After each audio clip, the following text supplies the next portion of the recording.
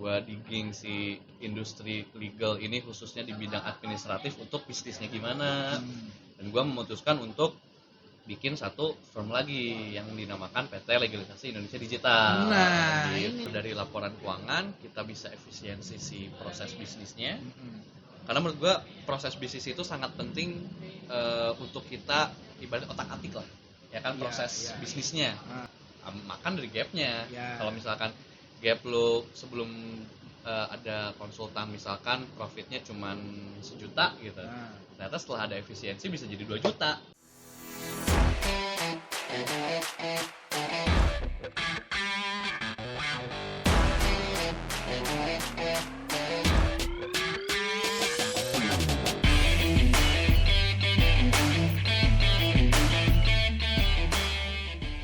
Assalamualaikum warahmatullahi wabarakatuh. Balik lagi di Corner TV 13.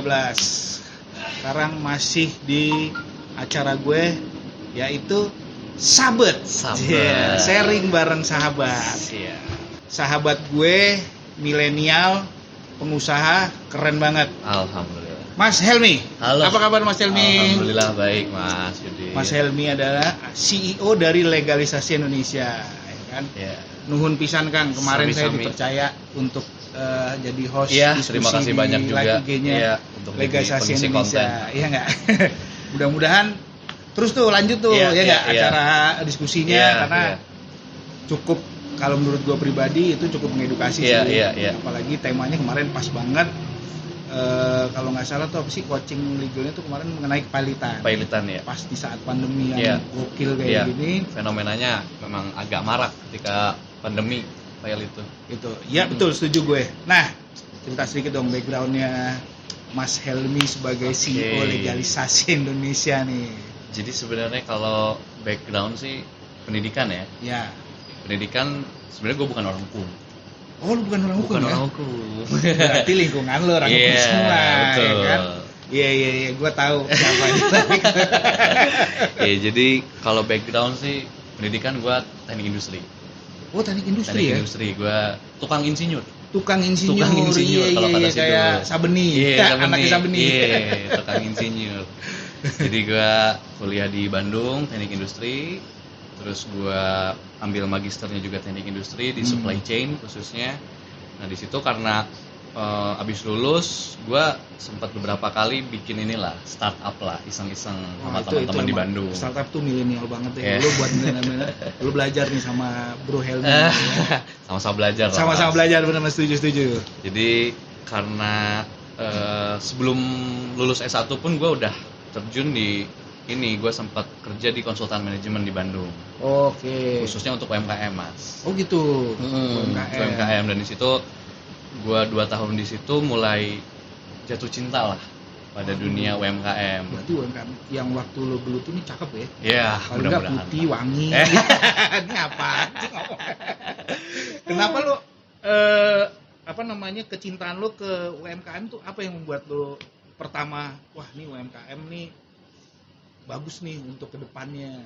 Karena ya gue suka inilah, karena gue basicnya teknik industri, gue suka riset segala macam tentang. Gue terjun di UMKM, gue pun harus tahu lah UMKM di Indonesia seperti apa medannya. Dan ternyata UMKM itu memberikan kontribusi terhadap GDP atau Gross Domestic Product yang Indonesia itu sebesar 60%. 60%. Jadi gede juga ya. Dan secara volume hampir 90% itu perusahaan itu masih UMKM skalanya. Di saat itu? Saat ini apa sampai sekarang? Sampai sekarang. Sampai sekarang sekitar 90%-an lah itu masih UMKM. Mikro, kecil sama menengah kan. Iya. Dan sisanya ya corporate pada umumnya. Ya kan? Betul. Karena kan UMKM itu ada batas-batas kenapa dia masih disebut UMKM dari aset sama revenue. Oke. Kan? Nah, ketika aset sama revenue si UMKM itu udah naik ke tahap corporate, dia udah bisa disebut corporate, bukan UMKM lagi kan. Oh gitu. Nah, nih kita ngomongin UMKM dulu ya, karena gue juga pengen tahu nih. Yang tadi lo bilang batasannya UMKM ke corporate, revenue, kita bicara revenue berarti tadi kan. Berapa tuh, Bu? Yang bisa dikatakan bahwa ini masih masuk ke dalam UMKM dan ini udah masuk ke perseroan. Ininya omsetnya di atas 50 M. Omset di atas 50 M itu udah masuk corporate ya. Udah nggak bisa dihitung jadi UMKM lagi. Ya. Oke. Masih banyak tuh UMKM yang kalau mikro kan kita bisa lihat sendiri di jalanan gitu kan, itu sebenarnya warung-warung tuh mikro kan. Usaha-usaha mikro. 5 feet ya. Ya, 5 feet. Ya udah. Ya, pecel-pecelan itu masih mikro. 5 feet market. Masih mikro kan. Masih mikro tuh jatuhnya ya. Dan ketika gua terjun di UMKM kan gue sebagai konsultan manajemen kan, dan ternyata faktanya di lapangan UMKM ini masih belum terlalu knowledge untuk ngerunning si usahanya tuh belum terlalu tepat untuk usahanya. Kayak misalkan ke siapanya? Dari regulatornya ke si pelaku UMKM-nya apa memang dari UMKM-nya dari yang pelakunya? Dari pelaku UMKM-nya. Jadi kayak contohnya fenomena yang sering terjadi ya di UMKM itu dari segi finance. Mereka itu kebanyakan masih mencampuri dompet usahanya dengan dompet pribadinya. Oke, benar. Ya kan? Benar, itu fenomenanya pasti terjadi lah, banyak terjadi. Indonesia memang kebanyakan begitu. Iya, dicampur-campur. Benar. Implikasinya apa? Implikasinya kan mereka jadi nggak bisa tahu nih sebenarnya performansi usaha mereka tuh untung apa rugi. Iya kan? Karena duitnya barengin gitu sama kebutuhan pribadinya mereka kan. Gitu. Jadi masuk keluar jadi nggak jelas gitu nyatetnya nggak benar. Itu kan sebenarnya budaya untuk mencatat keuangan sebenarnya penting ya, dan kalau misalkan kita bisa membiasakan untuk mencatat arus kas gitu kan sebenarnya kita bisa dari inputan kita nyatat itu kita bisa cari insight-nya apa, usaha kita nih performansinya gimana nih secara finansial ya kan. Nah dari situ fakta-faktanya selain itu kayak gimana nih ngurus inventory gitu. Gue pernah di Bandung dulu pernah nanganin klien toko seragam sekolah. Oke. Itu bukan kan seragam tempat yang lain-lain. Bukan. Karena kan berseragam juga.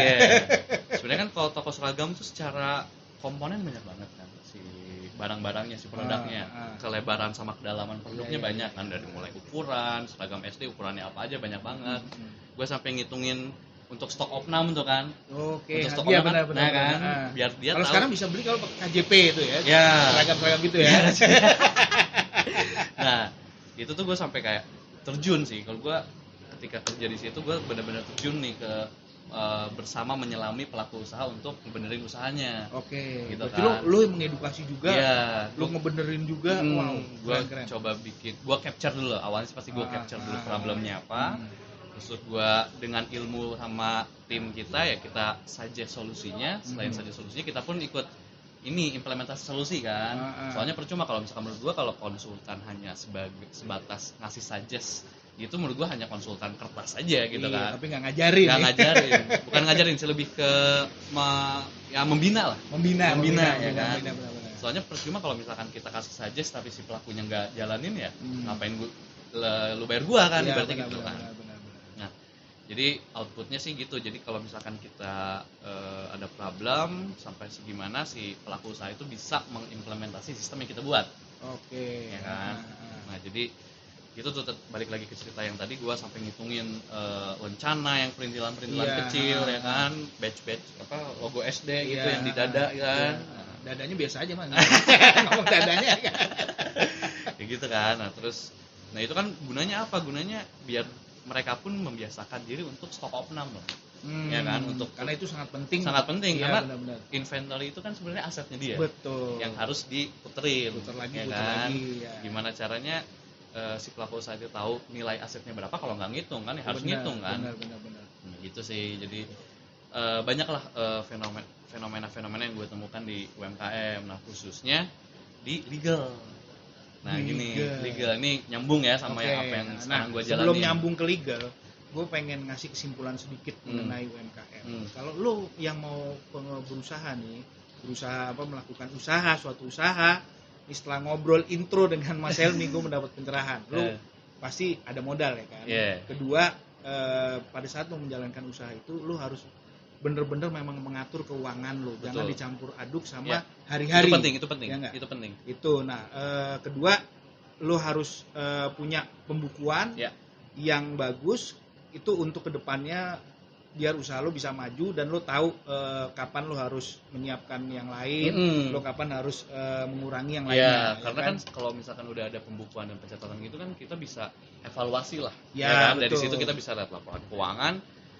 Oh ini ternyata contohnya pengeluaran kita banyak di sini nih, apa yang bisa diefisiensikan. Betul. Nah kalau misalkan nggak ada laporan keuangan mau ngapain nanti kan, mau improve apa? Kan? Ujungnya adalah untuk laporan biar lo bisa mempelajari sejauh mana usaha lo maju, stuck apa turun, ya kan begitu. Oke, lanjut ke legal. Oke, nah masuk ke legal ya. Masuk ke legal nih. Kenapa gue akhirnya bisa terjun yang asalnya gue bukan ranahnya di hukum, tapi kenapa sekarang gue berikhtiar lah di industri ini, ya kan? Berikhtiar di industri. Karena anginnya ternyata ke situ ya. Iya, anginnya kan namanya cari rezeki mah di mana aja Mas. Benar. Gitu. Jadi ketika gue udah coba kerja di social management, terus gue lulus S2, gue sempat bikin startup di situ. S2. Jadi lo buat lo yang pengen tahu Helmi lebih jauh, cewek-cewek tuh. Anyway, lo udah main tuh? Nah, ini. Lo kalau mau lewat gue ada fee-nya nih kan. Bukan cuma brokernya beda nih. Oke, lanjut. Muda, CEO, milenial, aduh pokoknya semuanya keren deh. Kali ini teman gue, sahabat gue keren banget. Insya Allah. Oke, lanjut aja nih. Nah, terus ya udah perjalanan gue dari mulai kerja, terus gue bikin startup. Dari situ mulai merasakan pentingnya legal. Pentingnya legal. Pertama pentingnya badan hukum. Badan aja dulu, badannya aja. Karena kan setiap usaha kalau misalkan nggak ada badannya tidak tercatat di negara kan, maksudnya. Benar. Nah, terus pengalaman pertama kali gue untuk sebagai pengusaha terhadap legal ya. Nah, gue ketika itu kan bikin startup itu teknologi lah, di bidang teknologi. Di situ kan ya biasa bocah-bocah so tahu kan pengen bikin startup, modalnya dari mana ya kan. Ya udah kita curahin ide itu di sebuah dokumen, kita biasalah presentasi cari investor kan. Nah di situ baru gue merasa pentingnya ketika kita udah menggait investor perlu ada suatu dokumen yang sah secara negara untuk ibaratnya ngotak-ngotakin kepemilikan. Ya kan, kepemilikan. Maksudnya ketika ada investor berarti ada kepemilikan yang kita share ke dia kan. Nah di situ gue pengalaman pertama untuk ngurusin legal tuh itu, gue bikin PT, gue ini kira-kira hitung misalkan gue butuh investasi sekian, nah dari investasi ini sekian berapa yang akan gue share ke investor ya kan. Nah di situ banyak pelajaran yang gue ambil, kayak ternyata untuk memiliki saham itu nggak hanya dari modal yang disetor secara tangible, secara yang kelihatan uang gitu kan. Ternyata modal yang lain pun kayak intangible aset, waktu, tenaga, pikiran, ide yang kita curahkan tuh sebenarnya bisa dinilai untuk dimasukin. Semua memang ada nilainya. Betul. Ya kan? Cuman tidak liquid aja. Ya kan, karena ada tangible sama intangible aset kan. Nah di situ pengalaman pertama gua gimana caranya valuasi lah, melakukan valuasi terhadap aset yang kita berikan ke perusahaan ini. Nah itu di situ kita diskusi terus akhirnya kita bawa ke notaris untuk dijadikan akta perusahaan. Nah di situ gue baru ngeh lah ibaratnya, awal sesudahnya ngeh baru notice lah, ternyata proses untuk bikin badan hukum tuh gini harus ke notaris. Terus ngurusin selain akta kan ternyata ada NPWP, ada izin-izin umumnya kayak SIUP, NIB gitu kan, domisili. Nah gitu gue baru tuh untuk ngalamin bagaimana mengurus badan gitu kan, mengurus perizinan badan. Nah di situ yang gue rasa adalah gue pertama kali juga belum tahu notaris sebenarnya kerjanya apa. Notaris setahu gue itu cuman ngetik dan itu formatnya nggak berubah-ubah. Ya kan tulisannya begitu aja, sama benang, sama gambar Garuda. Betul, gambar Garuda. Anyway sambil minum bro. Oke, boleh. Ini panas. Ini sponsor nih. Mudah-mudahan sih jadi sponsor ya. Sponsor. Itu memang ada teman gue beberapa notaris. Gue bertanyain gitu. Gue ngerokok santai. Santai bro. nggak ada larangan merokok di sini. Oke. Kita di alam bebas. Di alam bebas. Bukan alam gaib tapi ya. Bukan, Oke. bahaya. Jangan.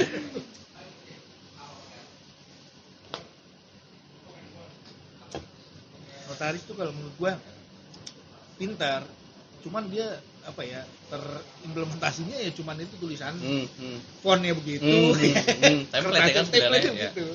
Cuma duitnya banyak. Nah itu, gue juga bingung, gue pengen ngobrol nanti dengan punya notaris, ya kan? Gak penting man, apakah dia punya tuyul? Ya, iya, bisa jadi tuh. Cuman modal kertas-kertas doang.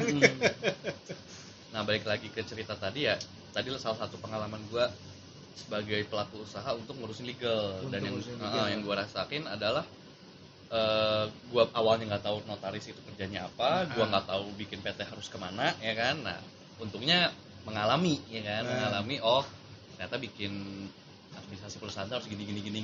Nah itu kan sebenarnya jadi knowledge baru buat gue untuk sebagai pelaku usaha ya, sebagai pelaku usaha harus gini. Dan itu harus ya. Dan harus ya, untuk benar. ya sampai sekarang gue makin yakin untungnya pakai badan usaha itu apa gitu kan. Benar. Dan setelah itu perjalanan gue bikin startup gagal. Ada gagalnya dulu. Ada gagalnya. Pasti Jadi lu ada. untuk yang gagal biasa lah, Bener, ya kan? ya kan? Yang penting lu bangun lagi, jalan lagi, lari lagi. Ibaratnya gini, kalau misalkan lu nggak tahu salah, lu nggak akan tahu benar. Setuju Iya gue. kan? Benar. Jadi lu salah dulu deh. Nggak masalah, salah tuh nggak masalah. Iya. Gitu. Karena dari kesalahan itu kita belajar. Betul, ya kan? betul. Kecuali salah lagi. Iya, Emang itu demen. mah nggak belajar. Itu Itu mah nggak belajar kalau salah demen. terus ya. Itu nggak belajar. Benar. Oke, lanjut lagi. Bikin startup, ya belum sesuai rencana. Terus habis itu gue bikin perusahaan lagi. Gue bikin perusahaan. Setelah lu jatuh tadi tuh ya, pleset tadi ya. Iya, pleset. Gue bikin perusahaan lagi di bidang konsultan manajemen lagi. Karena gue punya basic dan knowledge di perusahaan sebelumnya. Karena gue sempat kerja kan. Emang experience lo banyak kan di situ. Iya, dan gue udah mulai emang udah ibaratnya udah jatuh cinta lah sama UMKM ini. Karena kan ya tadi gue yakin bahwa UMKM itu menjadi tulang punggung perekonomian Indonesia gitu kan. Dan untuk menyerap tenaga kerja ini UMKM sangat berpengaruh kan. Betul. Apalagi di saat kayak gini nih. Ya kan UMKM yang terutama yang basicnya F&B ya. Iya, F&B banyak. F&B gitu ya lumayan lah, masih hidup lah ya. Gitu. Benar. Ya dan fenomena negara kita kan tingkat pengangguran masih banyak, masih tinggi ya kan. Menurut gue UMKM menjadi salah satu solusi ketika kita bisa kelola UMKM di Indonesia itu secara tepat lah, ya kan. Nah dari situ gue bikin konsultan manajemen sama teman gue yang teman kerja bareng dulu di kantor sebelumnya, gue bikin baru. Dan sebenarnya kalau yang dulu emang konsultan UMKM juga kan manajemen, dan gue bikin yang hampir sama, cuman beda di sistem kerjasama. Oke. Nah, yang ini satu pelajaran yang gue dapat ketika dulu kerja di tempat sebelumnya tuh, UMKM misalkan nih salah satu klien ya, kita ngomong klien butuh permasalahannya ini, kita charge X rupiah gitu, ya kan. Nah di situ gue rasa UMKM belum nggak semua UMKM bisa afford konsultan. Ya kan, untuk nyelesain masalahnya. Betul. Dan kadang-kadang UMKM tuh, knowledge-nya Indonesia itu tuh yang menurut gue juga kendala ya. Yeah. Pada saat dia melihat kayak pihak ketiga, ya which is kayak konsultan ini tuh, dia langsung melihat wah itu pasti ada rupiah tuh. Yeah. Dan itu yang gede banget. Gitu kan. Itu. Bener. Dan gue juga dapat insight bahwa kalau misalkan yang mendingan duitnya dipakai beli modal, beli bahan baku daripada ini konsultan. Sebenarnya padahal investasi buat dia investasi juga, ya kan. Knowledge-nya dia juga bertambah, terus pengelolaannya juga jadi lebih bagus. Ya, betul. Akhirnya impact-nya ke dia sebenarnya. Nah, habis itu di perusahaan gue yang gue bikin itu sistem kerjasamanya gue coba untuk bukan dia bayar X rupiah ke gue, tapi gue dibayar sesuai performansi gue dari bagi profit sharing profit. Wah, gitu.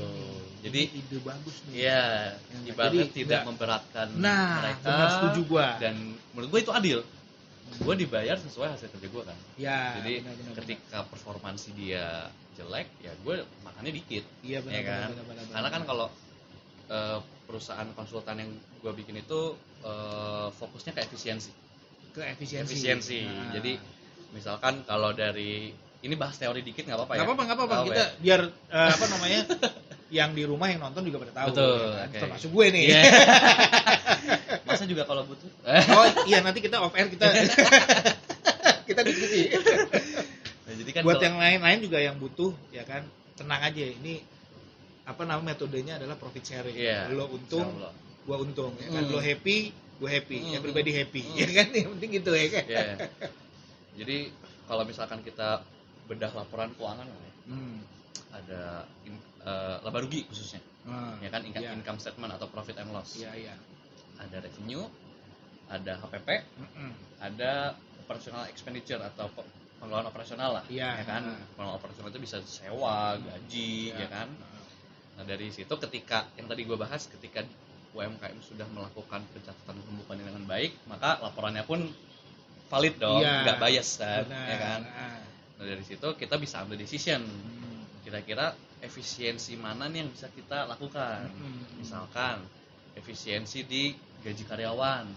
Oh ini gede banget nih, nggak seharusnya dengan proses bisnis yang UMKM itu lakukan nggak sebanyak ini harusnya pegawainya. Nah gitu contohnya kayak terus proses untuk pembelian inventory itu kan ada ya, kalau misalkan kita beli misalkan F&B lah yang paling ini. F&B kan beli inventory bahan baku tuh ada barang yang sifatnya perishable atau habis pakai masa ada kadaluarsanya, cepet kan. Nah itu kan juga sebenarnya ada ilmunya itu. Betul. Karena gue basicnya teknik industri, sebenarnya untuk ngurus inventory itu ada ilmunya yang bisa mengefisiensikan atau mengoptimalkan si usaha itu. Pinter. Untung dia cowok. Kalau dia cewek beda nih ceritanya. Aduh. Ini viewers banyak cewek banyak cowok. Gue sih pengennya pasti banyak cewek. Kalau ada lo di sini pasti nanti nambahnya cewek banyak. Insya Allah. Nah ya gitu maksudnya. Dari laporan keuangan kita bisa efisiensi si proses bisnisnya. Karena menurut gua proses bisnis itu sangat penting untuk kita ibarat otak-atik lah, ya kan, proses bisnisnya. Yang paling bisa diotak-atik karena kalau laporan keuangan itu sebenarnya kan hilirnya aja, implikasi dari proses usahanya, betul. Makanya proses operasional yang harus kita otak-atik ya kan. Dan karena gue basicnya teknik industri pun, karena teknik industri kan fokusnya ke operasional si tukang otak-atik. Sistem lah, kita bikin sistem gimana caranya biar si sistem itu efisien dan optimal. Teknik industri berarti biar industrinya itu berjalan lancar, inilah tekniknya. Itu belajar tekniknya, benar. Kira-kira gitu ya. Betul, ya kira-kira gitu. So tahu aja. Nah, jadi ketika kita bisa ngotak-atik si proses operasionalnya, kita bisa efisiensi, harapannya berimplikasi pada penghematan, ya kan? Ujungnya ke situ ya. Ketika penghematan kan pengeluaran semakin sedikit, marginnya makin gede kan? Nah, itu yang dicari. Nah, gapnya kan? Benar. Nah, kita makan dari gapnya. Kalau misalkan gap lo sebelum ada konsultan misalkan profitnya cuma 1 juta gitu. Ternyata setelah ada efisiensi bisa jadi 2 juta gitu kan. Gitu. Karena fokusnya kita ke efisiensi.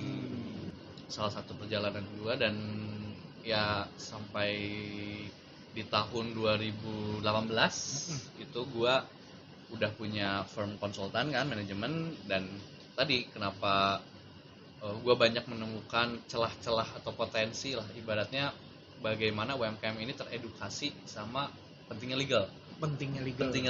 Karena untuk nge-scale up si usahanya itu menurut gua legal itu menjadi salah satu komponen yang penting, ya kan. Walaupun memang secara bisnis legal itu di bagian supporting ya, kalau bisa gue bilang supporting dalam artian bukan core-nya. Betul. Kan. Hanya supporting komponen, cuman menurut gue itu penting kalau misalkan dia mau scale up atau mau kerjasama dengan badan lain, mau ikut tender, ya kan. Dan di UMKM ini mereka berpikiran masih ngapain bikin PT, pajaknya ribet, males, gitu-gitu sih yang gua temukan ya. Karena yang gua rasa mereka takut karena mereka nggak ngerti, bukan mereka nggak ngerti, mereka belum tahu pentingnya legal. Pengetahuan. Edukasi legalnya belum. Makanya tadi gua bilang masih banyak nih orang Indonesia sebenarnya dia pinter berusaha, ya kan, yang 5 feet tadi itu. Cuman akhirnya dia stuck di situ-situ aja karena basic legalnya kurang yang kita dulu betul, bilang. Betul. Memang legal itu supporting, tapi kalau itu tidak disupport, ya lo akhirnya stuck di situ. Iya, Bener nggak sih? setuju. Nah, gitu. Nah, terus ya udah di tahun 2018 ini gue pelajarin dulu proses bisnisnya. Maksudnya karena gue tadi pengalamannya di legalnya kan kalau legal gue pelajari banyak ya, kalau di pas orang hukum kan Kira-kira begitu. Ya, yang gue pelajarin kan hukum ada pidana, perdata ya kan. Nah, kalau misalkan ini gue rasa ranahnya masih perdata nih untuk bisnis ya. Dan ada hukum bisnis juga kan, konsentrasinya kan. Betul. Hukum bisnis yang lebih mendalami kayak UU PT, UU PT nomor 40 tahun 2007 benar. Gila, apalagi ya. Gila. Dan ya udah gue cari cara prosesnya gimana, terus gue digging si industri legal ini khususnya di bidang administratif untuk bisnisnya gimana. Dan gue memutuskan untuk bikin satu firm lagi yang dinamakan PT Legalisasi Indonesia Digital. Nah, gitu. Ini nih masuk ke topiknya nih. Gitu. Platform legal digital legal legalisasi Indonesia Digital ya. Nah, gue pengen nanya nih. Legalisasi Indonesia itu kan dia ada webnya ya. Ada webnya, terus ada ya layaknya sosial media lain-lainnya deh untuk supporting si bisnisnya ini. Yang gue pengen tahu, kenapa lo bikinnya namanya Legalisasi Indonesia? Karena ya tadi, karena sebelum gue bikin ini kan gue banyak belajar, banyak ngobrol sama orang gitu ya. Dan kata legalisasi menurut gue adalah kata yang pas untuk merepresentasikan bagaimana melegalkan suatu usaha. Hanya sebatas itu. Yang ada di Indonesia secara digital. Gitu. Karena kan yang gue pelajarin adalah prosesnya masih konvensional, masih harus ketemu notaris, tanda tangan, tax time, ya kan.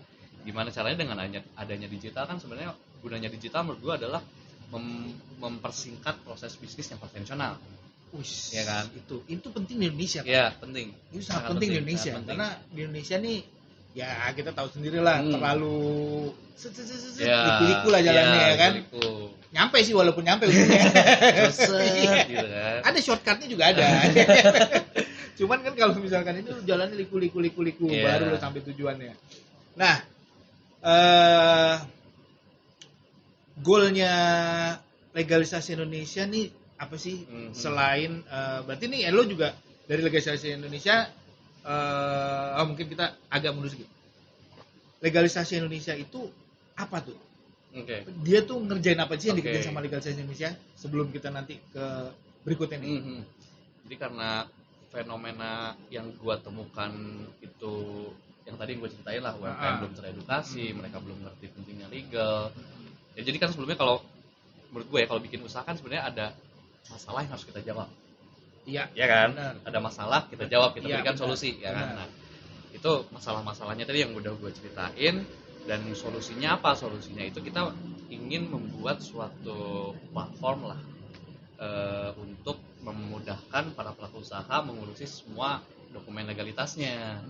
Awalnya gitu dulu.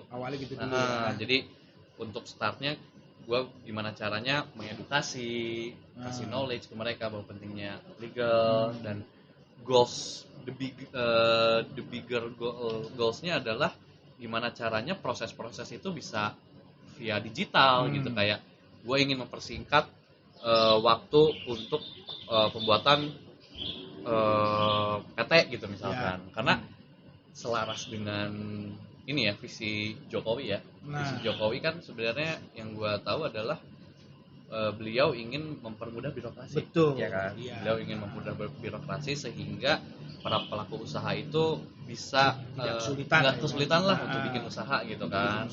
Benar. Makanya Presiden kan bikin suatu platform juga OSS, online single submission kan, yang sebelumnya harus diurus ke PTSP setempat gitu kan, harus ke sana jalan gitu kan ke lapangan. Nah, sekarang sebenarnya udah didukung nih sama pemerintah dengan adanya sistem online, jadi kita bisa ngurusin perizinan lewat situ gitu. Jadi kan kita itu kan sebenarnya biro jasa ya, Ya. biro jasa untuk ngurusin semua dokumen legalitasnya. Dan sebenarnya tuh OSS tuh bisa diakses sama para pelaku usaha sebenarnya. Cuman entah kenapa gue belum menemukan effortnya pemerintah untuk ngeflorin si OSS ini ke para pelaku usaha gitu. Jadi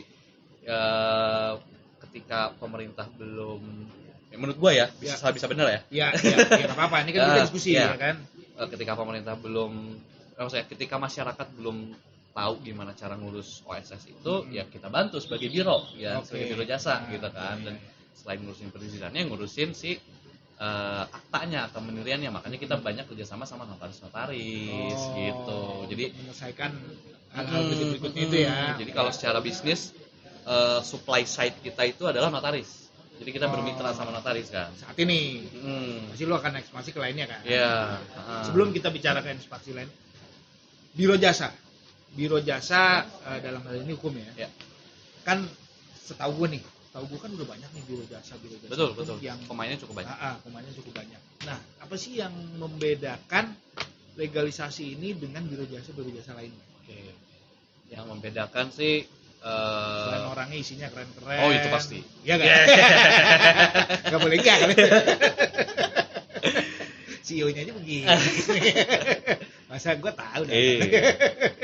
Sebenarnya kalau misalkan berbicara tentang apa yang membedakan kita ingin value-nya adalah lebih dekat dengan klien. Maksudnya kita ada proses untuk konsultansi lah, karena gue biasanya konsultan kan. Gue pengen ya ketika lo mau punya masalah di legal, ya ada tahapan awal untuk gimana caranya si tim kita itu untuk meng-capture si masalahnya si klien itu. Ya kan? Kemauan si klien itu ya. Maksudnya kayak misalkan kalau ada orang mau bikin PT gitu ya, saya mau bikin PT usaha saya ini kan ada ini nih KBLI nih ya kan, klasifikasi itu yang agak ribet tuh menentukan KBLI itu KBLI apa nih yang tepat. Nah itu ada tahap konsultansinya. Jadi tim kita dibekali suatu ilmu atau knowledge bagaimana caranya mereka bisa nge-solve client's problem sih gitu. Terus kayak banyak orang yang ini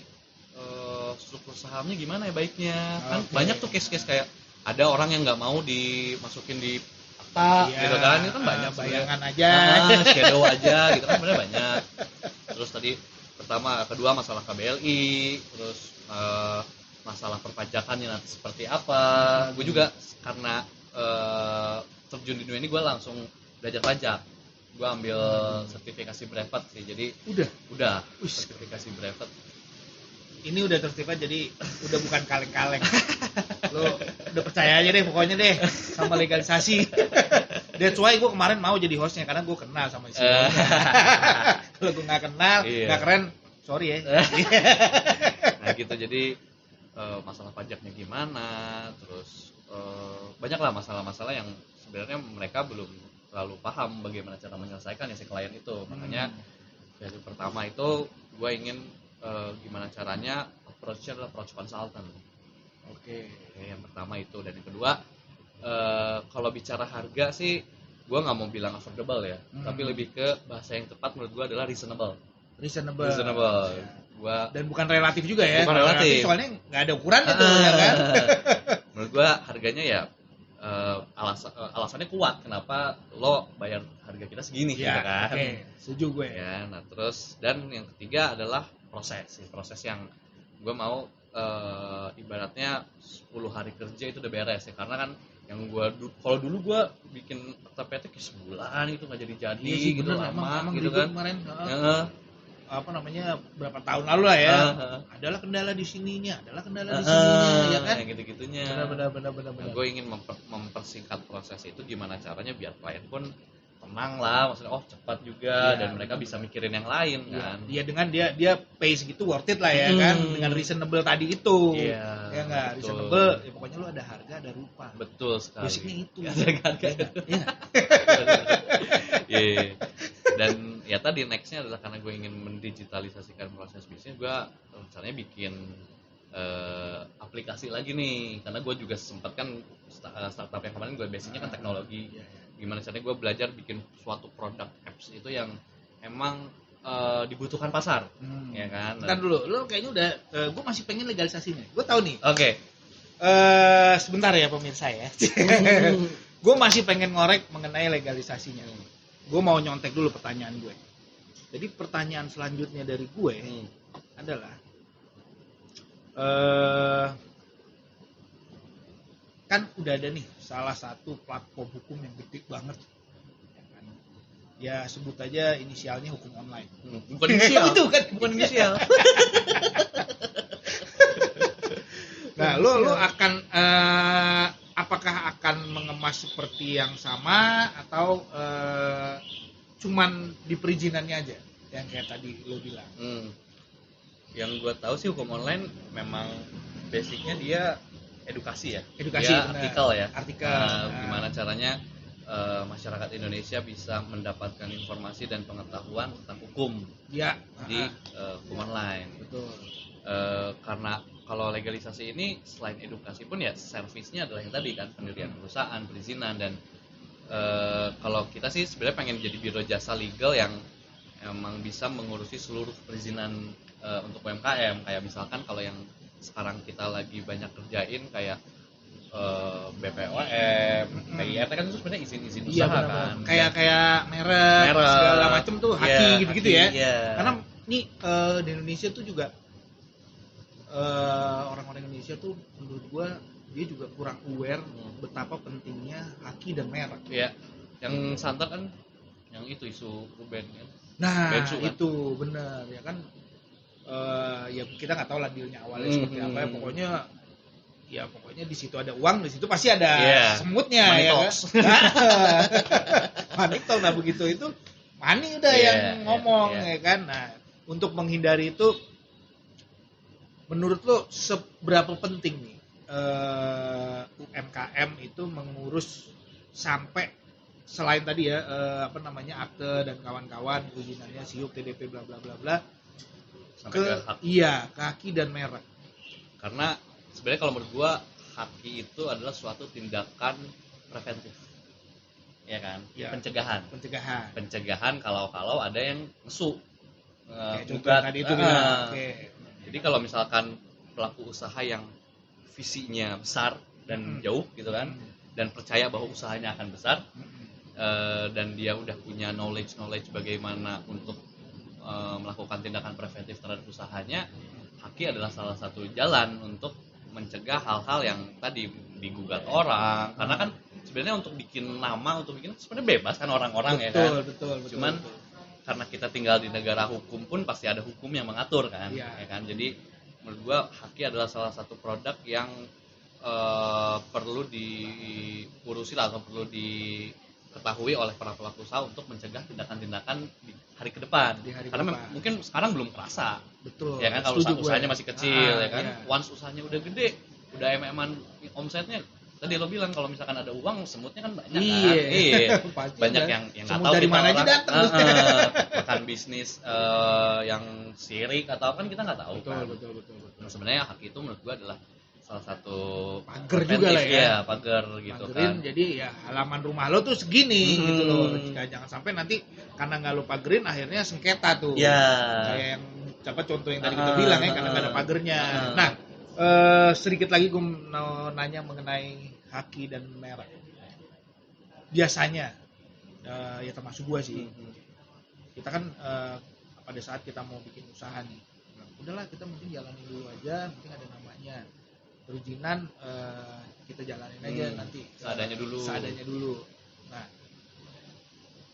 haki merek apa yang tadi lo bilang, yang kita diskusin tadi itu seberapa penting sih sebenarnya menurut legalisasi? Oke, kalau ditanya seberapa penting sih menurut gua tergantung ininya tadi, visi dan kebutuhannya tadi. Kebutuhannya. Kalau misalkan ya mereka yakin bahwa usahanya ini akan besar dan spirit para pelaku usahanya tinggi gitu kan, pasti untuk ngurusin hak itu menurut gue penting tadi. Karena ya. Tapi kalau misalkan hak itu juga bisa diurus atas nama personal, nggak perlu badan sebenarnya. Nah gitu, jadi merek haki itu lu bisa urus tanpa badan usaha, ya kan? Pribadi lu kalau misalkan mau usaha sendiri, lu bisa urus sendiri. Baru nanti kalau misalkan lu mau join sama orang nih, gue udah punya brand ini, lu mau join nggak? Betul, gitu. Betul. Dan ketika misalkan kita ketika bikin nama gitu kan, mungkin pasti kita research dulu kan untuk bikin nama kan. Ya. Kira-kira nama Indonesia banget tuh. Ya kan? Ini nama ini udah ada belum ya kan? Nah, itu juga penting sih ya kalau gitu ya. Wah, ternyata udah ada nih namanya di misalkan BTW dari industri, misalkan gue pengen bikin usaha F&B, namanya apa ya? Yang penting kenyang. Yang penting kenyang. jangan spesifik apa ya? Misalkan Alex lah gitu. Yang ada di pikiran aja Alex kan. Ayam colek. Oh iya. Alex gitu kan. Nah, si brand Alex ini memang mungkin di industri makanan belum ada namanya, tapi mungkin di industri lain, di fashion. Oh benar. Itu kan mungkin udah ada namanya. Nah, itu kalau misalkan kita lagi research gitu kan, oh udah ada namanya, dan ketika dia yakin bahwa usaha ini akan besar ya sebaiknya diurus, karena takutnya ketika nanti si Alex yang makanan ini gede, nanti Alex yang F&B ini ngaku-ngaku gitu kan. Kita kan juga nggak bisa ngontrol itu Alex itu bakal ngatur yang ngaku-ngaku apa enggak gitu kan. Itu sub brand gua tuh. Nah, bisa aja gitu soalnya kan. Benar. Nah, legalisasi. Udah jelas nih ya kan, legalisasi itu adalah platform yang dibikin sama teman-teman legalisasi Indonesia yang didirect sama Mas Helmi, biar teman-teman itu bisa menjalankan bisnisnya, memulai bisnisnya itu dari awal. Dan itu ada konsultannya juga ya? Kita nggak sebut konsultan, cuman tim yang berhadapan langsung, ibarat frontlinernya ke klien itu kita udah didik mereka, SOP-nya itu bisa ngebantu lah ya. Konsultan approach. Jadi kalau misalkan memang lo yang bingung mau udah punya usahanya, cuman bingung mau membuat resmi menjadi suatu badan hukum, lo kontak aja legalisasi. Ya. Nanti ada di sini, nanti gue kasih tahu link-linknya ada di sini. Ini ada fee apa? Apa? Ada fee buat konten channel ini? Ya, fee nanti ada. Kita bawa aja. Bawa tangan ya? Bawa tangan. Kayak biasa aja. Nah, tadi kan lu bilang ada satu platform yang akan dikembangin sama legalisasi sehubungan dengan bisnis. Ya. Apa nih? Jadi pada penasaran ada apa lagi sih di legalisasi ini? Kok legalisasi dia bisa yang tadinya cuma biro hukum, bukan cuma sih kalau menurut gue legalisasi itu sekarang bukan biro hukum biasa. Jadi dia memang karena timnya juga orang-orang hebat, jadi semua bisnis yang tadi lu biasa aja, mudah-mudahan bisa jadi luar biasa setelah lu diskusi sama legalisasi Indonesia. Salah satunya yang mau dikembangin apa nih? Kita dengerin lagi. Ini kan dari Mas Helmi. Gimana Mas Helmi? Jadi ya setelah dari 2018 gua sampai sekarang 2020 ini menjalankan usaha ini, ya masih tadi prosesnya masih sebagai biro lah. Biro jasa yang nge-provide jasa-jasa legal, dan gua rasa ketika kita mainnya di sini aja growth hack-nya akan lama. Growth-nya lama lah gitu, ngerti nggak? Nah, jadi gue mikir gimana caranya untuk membesarkan si perusahaan ini, mencari peluang lain, tapi yang masih selaras dengan legal. Gitu ini kayak kita belum bicara nama nih. Akan menjadi second brand-nya dari legalisasi, atau apa nih? Kendaraan ini nih? Kendaraannya kalau badan sih masih dalam PT ini, cuman ketika nanti ada produk-produk lain mungkin namanya gue belum bisa share, tapi masih atas dari legalisasi gitu. Oh gitu. Masih di bawah legalisasi, tetap sub-brand lah atau bisnis unit. Jadi ada bisnis unit yang biro jasa, ada bisnis unit yang buat teknologinya. Nah, teknologi apa yang mau kita kembangkan? Jadi karena tadi visi besar kita adalah bagaimana kita mendigitalisasikan prosesnya legal ini, dan gue sempat karena gue udah 2 tahun juga di industri ini, gue rasa ternyata ada celah-celah proses yang bisa kita convert ke digital nih. Contohnya adalah untuk ngebantu notaris-notaris nge-produce si akta-aktanya atau izin-izinnya. Jadi kita akan mengembangkan sebuah software dengan target marketnya adalah notaris, yang dimana software itu bisa memudahkan notaris untuk generate output legalnya. Kayak kan kalau sekarang yang kita jalanin inputnya harus dari akta diganti gitu kan, KTP-nya, NPWP-nya kan, sebenarnya itu ada celah human error. Pasti ya kan, ada celah human error karena di akta input, dibuat NPWP input, untuk WSS input lagi, dan itu kan ada celah-celah human error lah pasti.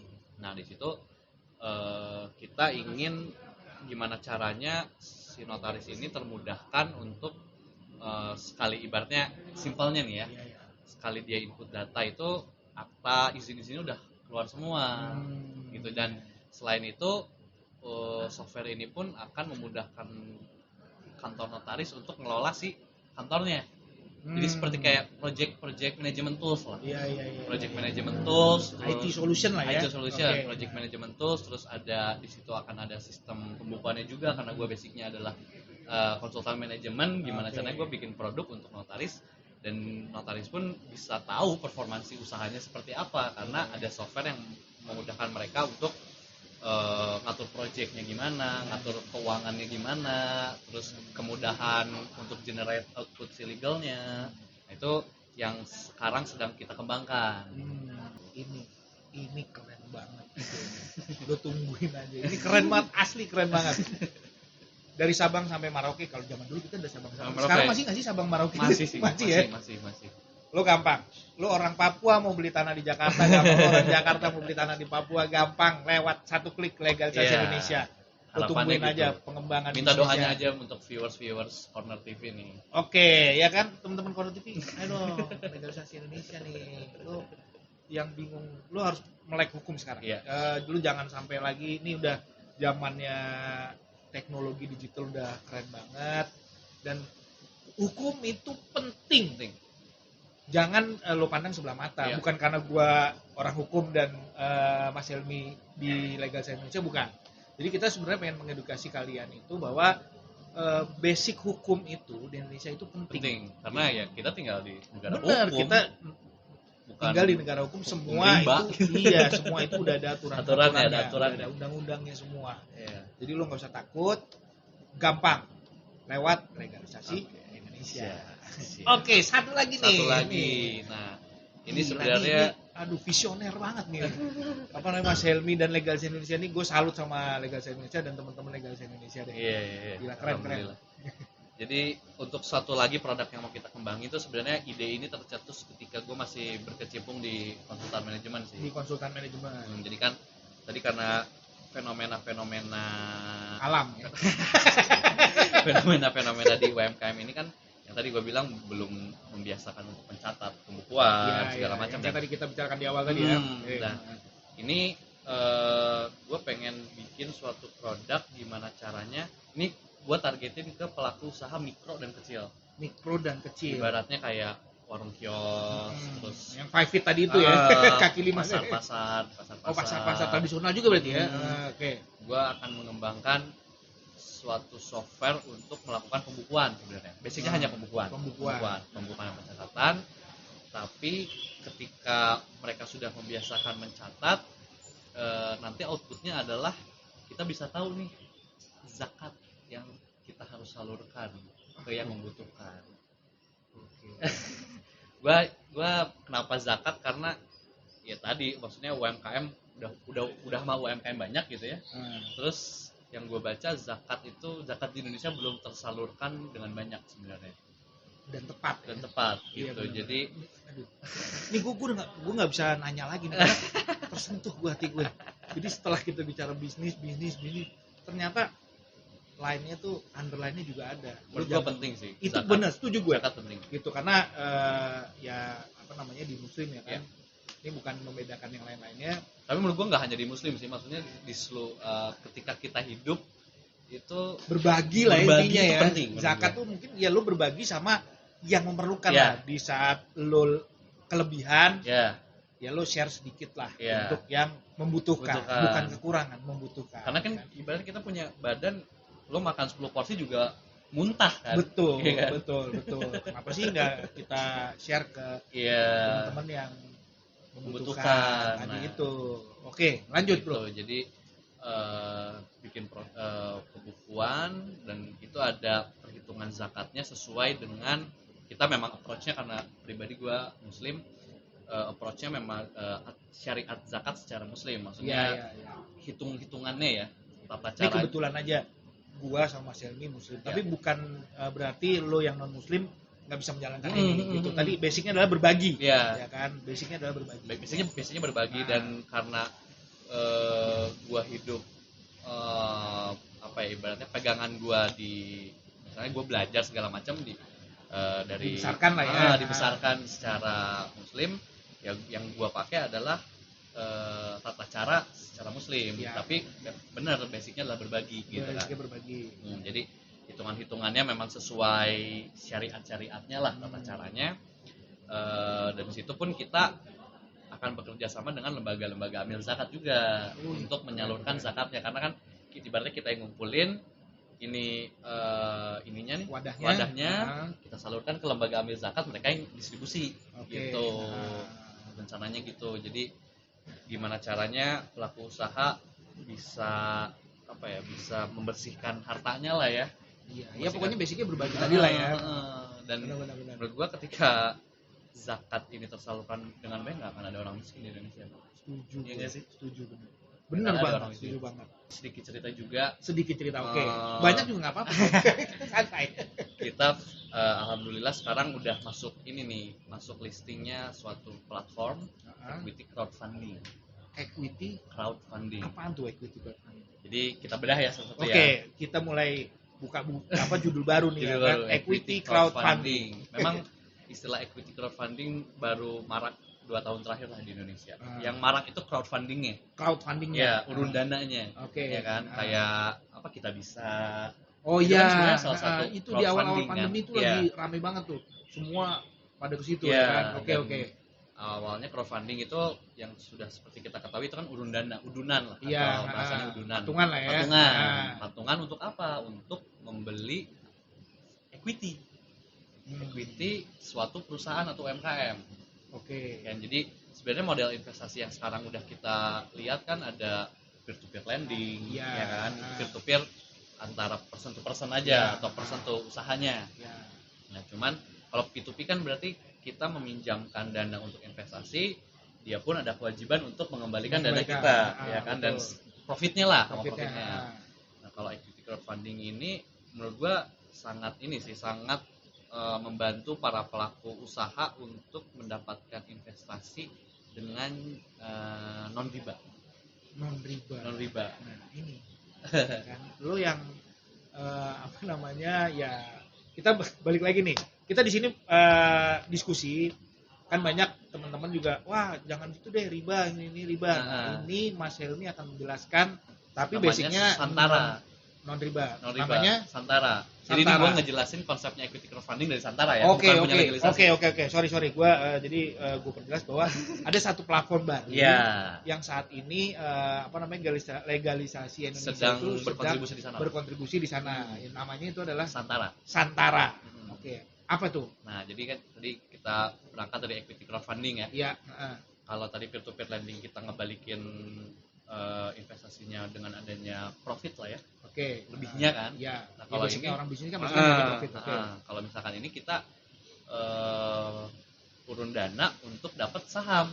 In return-nya saham. Bukan loan jadinya. Bukan pinjaman. Tapi saham. Jadi ada kepemilikan di situ. Iya.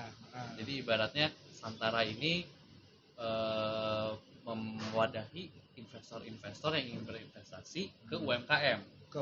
Dan dia Santara ini memang fokusnya ke UMKM, dan UMKM yang membutuhkan pendanaan pun bisa masuk ke Santara untuk dapat investasi dengan return yang mereka berikan adalah pemilikan share equity-nya kan. Share equity. Jadi alhamdulillah sekarang legalisasi sudah masuk nih salah satu UMKM yang bisa diinvest oleh masyarakat, sudah terlisting di Santara tadi itu. Jadi ini bisa dibilang hampir sama kayak TBK lah ya. TBK mini IPO untuk UMKM tapi online. mini IPO tapi online. Ya. Oke. Jadi kan kalau misalkan TBK skalanya udah corporate lah ya. Kalau sekarang skalanya UMKM, dan sekarang masyarakat udah bisa memiliki saham UMKM dengan nominal yang nggak terlalu gede ya, 1 juta, 2 juta itu udah bisa beli saham tuh.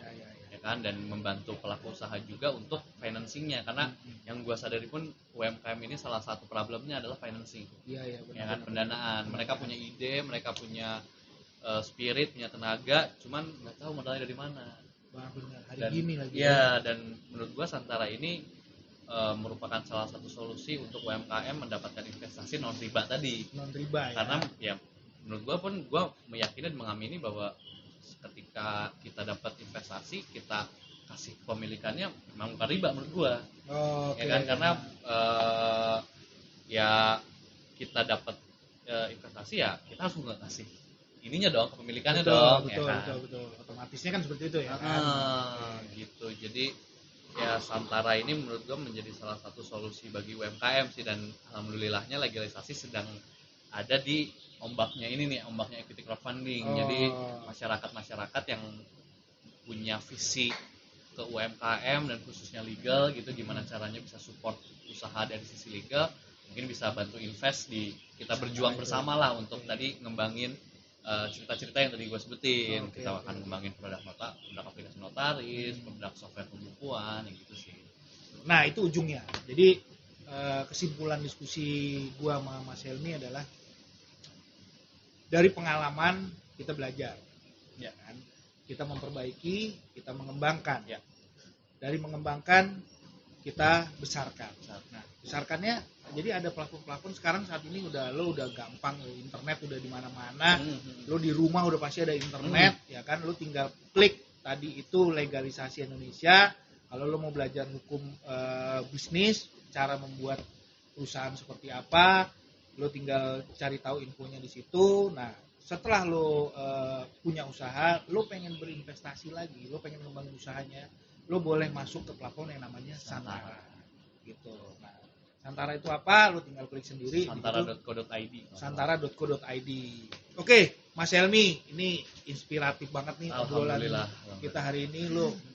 Gua doain sukses terus amin. Buat Mas Helmi dan legalisasi Indonesia. Amin. Mudah-mudahan bisa berguna buat teman-teman seluruh Indonesia yang tadinya buta hukum, terutama di bidang bisnis, dan lo bisa memulai bisnis dengan aturan hukum yang benar. Ya. Terima kasih. Alhamdulillah. Sukses selalu. Thank you. Salam buat teman-teman legalisasi. Siap.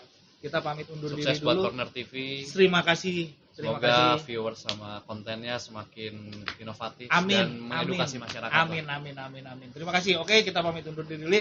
Sampai ketemu lagi di acara Sabar. Wassalamualaikum warahmatullahi wabarakatuh.